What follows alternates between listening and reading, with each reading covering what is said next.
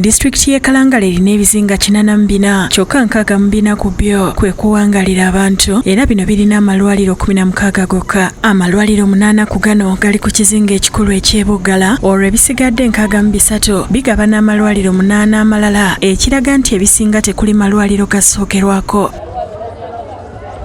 Olivia Nansasira awangalira ekisujju ku kizinga Bunyama omusajja yamulumyeko okuto mu matumbi budde kyokka olw'obutaba na ddwaliro kyamutwalidde essaawa 11 okutuuka ku ddwaliro lya Kalangala Health Center 4 okufuna obujjanjabi. Kukirira wali ku sisanze w'amaato nsooka nentuulawo nembeererawo eri kagonya gokundeeta eno wali mwenda kati natuddeawo nizikirira ssaawa nga musanvu nembona gyatonga lireeta omuceeri nibandeetamu. Ono si ye yekka atotola obuzibu bwe bayitamu wabula waliwo n'omukyala Adera Nsanze Ruvugo asangiddwa ku ddwaliro lino ng'alese muwala we okuzaala okuva mu kizinga ky'e Bugaba nakyo ekitalina ddwaliro. Obuzibu bwe tufunamu ntambula kati lumuluma olina kuwa yingini n'akuwa n'eryato naye nga tolina ki mafuta gasobola mukola ki mutuuse eno. Ssaalongo John Seruuge nga ye ekinazi kyamukubye okugulu agamba nti obutaba na ddwaliro ku kizinga ky'e Bubembe kyamuleetedde okubonaabona n'entambula okusobola okufuna obujjanjabi ku ddwaliro lya Kalangala Health Center 4. Entambula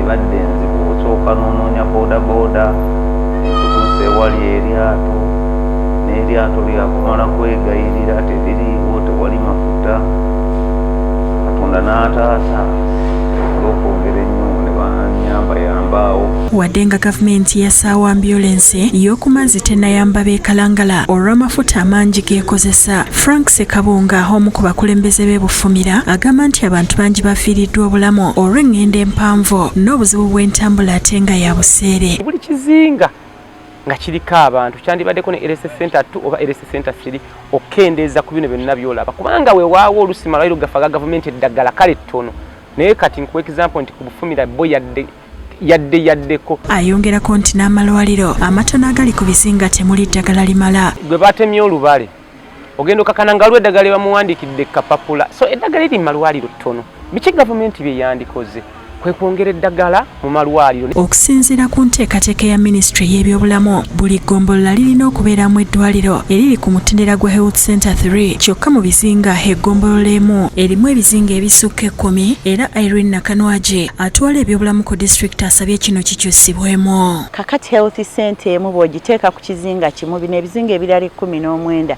biba bigenda kubeera nga tebiriiko ki Health Center so singa wakiri buli kizinga kifunayo Health Center ne bweba 2 oba 3 abantu bano baba basobola okuyambibwa. Dr. Frank Kisaaki agamba nti abantu okulwawo okutuuka mu malwaliro olw'entambula kiviirako embeera okusajjuka. Agenda okujja oluusi bamigo bina ngo gukooye so ebbanga lyamala mu ddwaliro lijja kuba ppanvu oluusi n'obujjanjabi bwennyini obwetaagisa bujja kuba bungi. Amyuka RDC Henry Lubulwa agamba nti wakati mu kusoomozebwa okw'amaanyi mu byobulamu e Kalangala gavumenti eriko kaweefube gwetandise okusobola okugondeza abaayo obulamu. Transformation empyeze nakyo okuva mu VHTs n'afuka bakyuzi kakati abantu abo bagenda mu bitundu nga balina ku knowledge entonotono kyokka ate bw'alemererwa okunyonyola so okukubira omusawo n'amubuulira n'amanya ki ekyetaagisa. Disitulikiti eno ey'ebizinga terina ddwaliro liri ku mutendera gwa hospital era bangi bakisonzeeko olunwe nti kyekijja okuddaabulula ebyobulamu nga bwe kirambikiddwa mu kunoonyereza okwakoleddwa abakozi baffe ku nsonga enkulu ezirina okukolebwako.